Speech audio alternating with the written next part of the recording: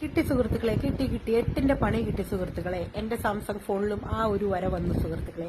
ആ ഒരു വര വന്നതിന് 4 ദിവസം കഴിഞ്ഞപ്പോഴേക്കും അടുത്തൊരു വര കൂടെ വന്നു. ഇനിയും വെയിറ്റ് ചെയ്തിരുന്നാൽ വീണ്ടും വരകൾ വന്ന് കിട്ടുന്ന പണിയുടെ എണ്ണം കൂടും എന്നറിയാവുന്നത് കാരണം ഓടി ഞാൻ സാംസങ് സർവീസ് സെന്റർ മൂവാറ്റുപുഴയിലോട്ട്. നല്ലൊരു സർവീസ് സെന്റർ അറ്റ്മോസ്ഫിയർ ആയിരുന്നു കേട്ടോ. നല്ലൊരു കസ്റ്റമർ സർവീസാണ് എനിക്ക് കിട്ടിയതും. അതുപോലെ തന്നെ അത്യാവശ്യം കസ്റ്റമേഴ്സും അവിടെ ഉണ്ടായിരുന്നു. ഈ സെയിം കംപ്ലൈന്റ് ആയിട്ട് തന്നെ ഒരുപാട് കസ്റ്റമേഴ്സ് ഉണ്ട് കേട്ടോ അവിടെ. അപ്പോ നമ്മൾ ഫോണെല്ലാം നമ്മുടെ എക്സിക്യൂട്ടീവിനെ കാണിച്ചു. അവർ നമ്മുടെ ഫോണൊക്കെ ഒന്ന് ചെക്ക് ചെയ്തിട്ടുണ്ട്. അതുപോലെ നമ്മളുടെ അടുത്ത് ഫോൺ മെയിന്റനൻസ് മോഡിലിടാൻ ആവശ്യപ്പെട്ടു. നമ്മളുടെ അടുത്ത് അവർ ചോദിക്കുന്ന രണ്ട് ഡോക്യുമെന്റ്, നമ്മളുടെ ഫോൺ മേടിച്ചപ്പോഴുള്ള ഇൻവോയ്സ്, പിന്നെ ആ ഇൻവോയ്സ് ആരുടെ പേരിലാണോ അവരുടെ ഒരു ID കാർഡ് കൂടെയാണ് കൊടുക്കാൻ പറഞ്ഞിരിക്കുന്നത് കേട്ടോ. ഇത് മതി, നമ്മൾ സോഫ്റ്റ് കോപ്പി ആയിട്ട് കൊടുത്താലും മതി കേട്ടോ.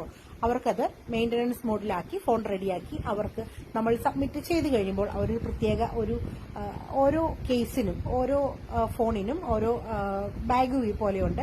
അതിൽ അവർ നമ്മുടെ ഡോക്യുമെന്റ്സ് കാര്യങ്ങളെല്ലാം കൂടെ വെച്ച് ഭദ്രമായിട്ട് വെക്കും. പിന്നീട് നമ്മളോട് അവർ ആവശ്യപ്പെടുന്നത് 15 ദിവസത്തെ വർക്കിംഗ് ഡേ ആണ്. ആ വർക്കിംഗ് ഡേക്ക് ഉള്ളിൽ ശരിയാവുകയാണെങ്കിൽ അവർ നമ്മളെ വിളിക്കും.